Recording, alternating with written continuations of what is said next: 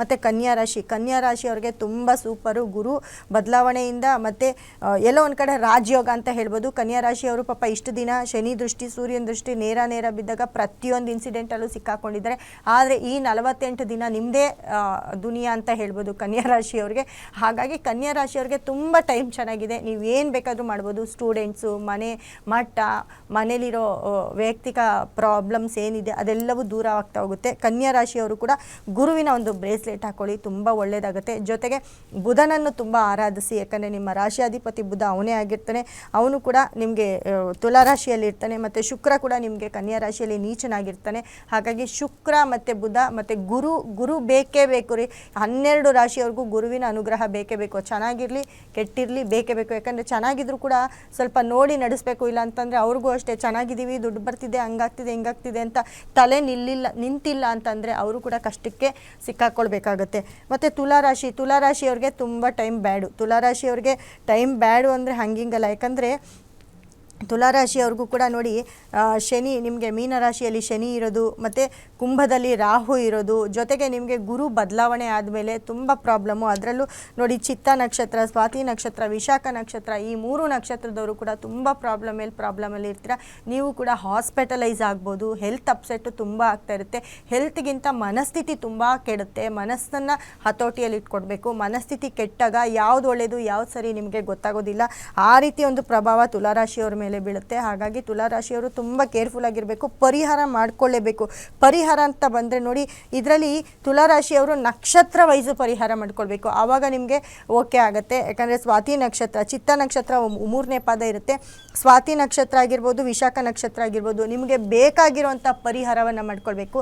ನೀವು ಅತಿ ಹೆಚ್ಚು ನೋಡಿ ಸ್ವಾತಿ ನಕ್ಷತ್ರ ಮತ್ತು ವಿಶಾಖ ನಕ್ಷತ್ರದವರು, ಯಾಕೆಂದರೆ ರಾಹು ಮತ್ತು ಗುರು ನಕ್ಷತ್ರದವರಾಗಿರ್ತೀರ. ಗುರು ನಕ್ಷತ್ರದವರಾಗಿದ್ದರೆ ನೀವು ಗುರುಗಳನ್ನ ಆರಾಧಿಸಬೇಕು. ಯೆಲ್ಲೋ ಕಲರ್ ಬಟ್ಟೆನ ಅತಿ ಹೆಚ್ಚು ನೀವು ದಾನವಾಗಿ ಕೊಡಬೇಕು. ನಿಮ್ಮ ಕೈಲಿ ಎಷ್ಟಾಗುತ್ತೋ ಅಷ್ಟು ದಾನವನ್ನು ಕೊಡಬೇಕಾಗುತ್ತೆ. ಅಥವಾ ಕಡಲೆಕಾಳು, ಕಡಲೆಬೇಳೆ ಇಂಥದ್ದನ್ನು ಪ್ರಸಾದ ಮಾಡಿ ದೇವಸ್ಥಾನದ ಹತ್ರ ಕೊಡೋದಾಗಿರ್ಬೋದು. ಅದರ ಒಂದು ಪದಾರ್ಥವನ್ನು ಸಿಹಿಯಾಗಿ ಮಾಡಿ ನೀವು ಕೊಡೋದಾಗಿರ್ಬೋದು, ಅದನ್ನು ಮಾಡ್ಕೊಳ್ಬೇಕಾಗತ್ತೆ. ಅದೇ ರೀತಿ ಸ್ವಾತಿ ನಕ್ಷತ್ರದವರು ರಾಹುಗೆ ಸಂಬಂಧಪಟ್ಟಂತಹ ಒಂದು ಯಾವುದಾದ್ರೂ ಒಂದು ರಾಹು ನವಗ್ರಹದ ಹತ್ರ ಹೋಗಿ ಯಾರಿಗಾದರೂ ಸ್ವಲ್ಪ ಹಾಲನ್ನು ದಾನ ಮಾಡೋದಾಗಿರ್ಬೋದು, ಅಥವಾ ಜೇನುತುಪ್ಪವನ್ನು ದಾನ ಮಾಡೋದಾಗಿರ್ಬೋದು. ಇದನ್ನು ಮಾಡ್ತಾ ಬಂದರೆ ತುಂಬ ಒಳ್ಳೆಯದಾಗುತ್ತೆ. ಜೊತೆಗೆ ತುಲಾರಾಶಿಯವರು ಹೇಳಿದ್ನಲ್ಲ, ನೀವು ಕೂಡ ಗುರುವಿನ ಒಂದು ಬ್ರೇಸ್ಲೆಟು, ಶುಕ್ರನ ಒಂದು ಬ್ರೇಸ್ಲೆಟು, ಒಂದು ಸ್ಟೋನು, ಅದಕ್ಕೆ ಸಂಬಂಧಪಟ್ಟಿರೋದು ಯಾವುದಾದ್ರೂ ಒಂದು ಯಾವಾಗಲೂ ನಿಮ್ಮ ಕೈಯಲ್ಲಿರೋ ಥರ ಮಾಡ್ಕೊಳ್ಳಿ. ಆವಾಗ ನಿಮಗೆ ಹೆಲ್ತ್ ಸ್ವಲ್ಪ ಕಂಟ್ರೋಲ್ ಬರುತ್ತೆ. ಇಲ್ಲಾಂದರೆ ಹೆಲ್ತ್ ಅಪ್ಸೆಟ್ ಆಗಿ ನಡೆಯೋಕ್ಕಾಗದೇ ಇರೋಂಥ ಪರಿಸ್ಥಿತಿ ಬರುತ್ತೆ ತುಲಾರಾಶಿಯವ್ರಿಗೆ. ವೃಶ್ಚಿಕ ರಾಶಿಯವ್ರಿಗೆ ಏನೆಲ್ಲ ಕಷ್ಟಪಡ್ತಿದ್ರಿ, ಪ್ರತಿಯೊಂದು ಹಂತದಲ್ಲೂ ಕಷ್ಟಪಟ್ಕೊಂಡು ಬಂದಿದ್ದೀರ ವೃಶ್ಚಿಕ ರಾಶಿಯವರು ಗುರು ಮಿಥುನದಲ್ಲಿದ್ದಾಗ. ಆದರೆ ಕಟಕಕ್ಕೆ ಬಂದಿದ ತಕ್ಷಣ ವೃಶ್ಚಿಕ ರಾಶಿಯವರಿಗೆ ಲಾಟ್ರಿ ಅಂತಲೇ ಹೇಳ್ಬೋದು. ಲಾಟ್ರಿ ಅಂದರೆ ಎಲ್ಲೋ ಒಂದು ಕಡೆ ನಿಮ್ಮ ಲಾಟ್ರಿ ಕುಲಾಯಿಸಿದೆ, ಜಾಕ್ಪಟ್ ಅಂತಲೇ ಹೇಳ್ಬೋದು. ಹಾಗಾಗಿ ವೃಶ್ಚಿಕ ರಾಶಿಯವ್ರಿಗೆ ತುಂಬ ಟೈಮ್ ಚೆನ್ನಾಗಿದೆ, ನಿಮ್ಮದೇ ಟೈಮು ಅಂತ ಹೇಳ್ಬೋದು. ಕೊನೆಗೆ ಧನಸ್ಸು ರಾಶಿಯವರು, ಕುಂಭರಾಶಿಯವ್ರಿಗಂತೂ ಸಿಕ್ಕಾಪಟ್ಟೆ ಪ್ರಾಬ್ಲಮ್ಮು. ಧನಸ್ಸು ರಾಶಿಯವರು, ಕುಂಭರಾಶಿಯವರು ಏನೇ ಒಂದು ಹಿಂಗೆ ಮುಟ್ಟಿದ್ರೂ ಕೂಡ ಏನು ಹೇಳ್ತೀವಿ, ಮಣ್ಣು ಕಲ್ಲು ಮುಟ್ಟಿದ್ರು ಚಿನ್ನ ಆಗುತ್ತೆ, ಹಂಗಲ್ಲ ಚಿನ್ನ ಮುಟ್ಟಿದ್ರು ಕಲ್ಲಾಗುವಂಥ ಪರಿಸ್ಥಿತಿ ಇವಾಗ ಬಂದ್ಬಿಟ್ಟಿದೆ ಕುಂಭರಾಶಿಯವರಿಗೆ, ಧನಸ್ಸು ರಾಶಿಯವರಿಗೆ. ಹಾಗಾಗಿ ಮನೇಲಿರೋ ಒಡವೆ ವಸ್ತ್ರ ಎಲ್ಲವನ್ನು ಕಳ್ಕೊಳ್ಳೋ ಅಂಥ ಚಾನ್ಸು. ಏನಕ್ಕೆ ಅಂದರೆ ದುಡ್ಡಿಲ್ಲ, ಲಾಕ್ ಆಗಿರ್ತೀರ, ಅಲ್ಲಿ ಕೊಟ್ಟಿರ್ತೀರ, ಇಲ್ಲಿ ಕೊಟ್ಟಿರ್ತೀರ, ಲಾಕ್ ಆಗಿರ್ತೀರ, ಒಡವೆ ತೊಗೊಂಡೋಗಿ ಬ್ಲೆಜ್ ಮಾಡಬೇಕು, ಎಲ್ಲೋ ಒಂದು ಕಡೆ ಇಲ್ಲಿ ದುಡ್ಡು ಹಾಕಬೇಕು, ಅಲ್ಲಿ ದುಡ್ಡು ಹಾಕಬೇಕು.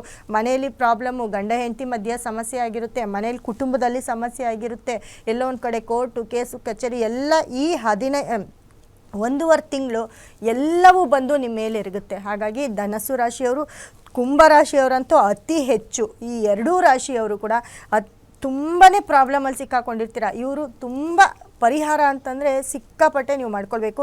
ಅದರಲ್ಲೂ ನೋಡಿ ಧನಸ್ಸು ರಾಶಿಯವರು ಮೂಲ, ಪೂರ್ವಾಷಾಢ, ಉತ್ತರಾಷಾಢ ನಕ್ಷತ್ರದವರು. ಆ ನಕ್ಷತ್ರಕ್ಕೆ ಸಂಬಂಧಪಟ್ಟಂತಹ ನಿಮ್ಮ ನಕ್ಷತ್ರ ದೇವತೆಗಳನ್ನ ಆರಾಧಿಸಬೇಕಾಗುತ್ತೆ. ಅದೇ ರೀತಿ ಕುಂಭರಾಶಿಯವರು ಧನಿಷ್ಠ ನಕ್ಷತ್ರ, ಶತಭಿಷ ನಕ್ಷತ್ರ, ಪೂರ್ವಭದ್ರ ನಕ್ಷತ್ರ, ಈ 3 ನಕ್ಷತ್ರದವರು ಕೂಡ ತುಂಬ ಅತಿ ಹೆಚ್ಚು ಪರಿಹಾರ ಮಾಡ್ಕೊಳ್ಬೇಕಾಗುತ್ತೆ. ಕುಂಭರಾಶಿಯವರು ಶನಿಗ್ರಹದ ಒಂದು ಸ್ಟೋನ್ ಆಗಿರ್ಬೋದು, ಗುರುಗ್ರಹದ ಒಂದು ಬ್ರೇಸ್ಲೆಟು, ಮತ್ತು ಮುಖ್ಯವಾಗಿ ನಿಮಗೆ ರಾಹುವಿನ ಒಂದು ಸ್ಟೋನು, ಬ್ರೇಸ್ಲೆಟು ಏನಾದರೂ ಒಂದು ನೀವು ಯೂಸ್ ಮಾಡಬೇಕು. ಇಲ್ಲ ಅಂದರೆ ಕುಂಭರಾಶಿಯವರು ತುಂಬ ಸಮಸ್ಯೆಗೆ ಒಳಪಡ್ತೀರಾ ಅಂತ ಹೇಳುತ್ತೆ ನೋಡಿ. ಅದರಲ್ಲಿ ಮಕರ ರಾಶಿ, ಮೀನರಾಶಿ ತುಂಬ ಸೂಪರು. ಯಾಕಂದರೆ ಇವರು ಈ ಎರಡೂ ರಾಶಿಯವರು ತುಂಬ ಕಷ್ಟದಲ್ಲಿದ್ದರು.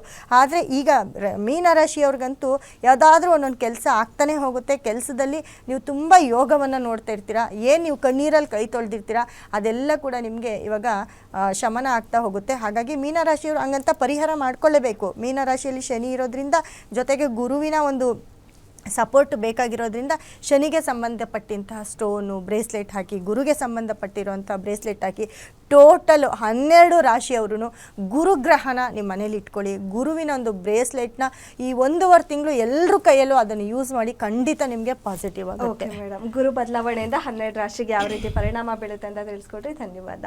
ಇಷ್ಟೊತ್ತು ನೋಡಿ ಎಲ್ಲ ಕರ್ನಾಟಕ ಜನತೆಗೂ ಹೇಳ್ತಾ ಇದ್ದೀನಿ, ಈ 12 ರಾಶಿಯವರು ಎಲ್ಲರ ಮನೇಲೂ ಇರ್ತೀರಾ. ಈ 12 ರಾಶಿಯವರು ಕೂಡ ಎಲ್ಲರೂ ಗುರುವಿಗೆ ಸಂಬಂಧಪಟ್ಟಂಥ ಒಂದೊಂದು ಬ್ರೇಸ್ಲೆಟ್, ಒಂದು ಸ್ಟೋನ್ ಯೂಸ್ ಮಾಡಿ ನಿಮ್ಮ ಪರ್ಸಲ್ಲಿ, ನಿಮ್ಮ ಪಾಕೆಟಲ್ಲಿ, ನಿಮ್ಮ ಕೈಯಲ್ಲಿ ಯೂಸ್ ಮಾಡಿ. ಖಂಡಿತ ನಿಮ್ಗೆ ಒಳ್ಳೆಯದಾಗುತ್ತೆ. ಆ ಒಂದು ಟೈಮು ಚೆನ್ನಾಗಿರೋ ಟೈಮು. ಶುಭ ಫಲನ ಅಶುಭ ಫಲನ ನೀವು ಹೇಗೆ ಕ್ಯಾರಿ ಮಾಡ್ತೀರೋ ಅದು ನಿಮಗೆ ಬಿಟ್ಟಿದ್ದು.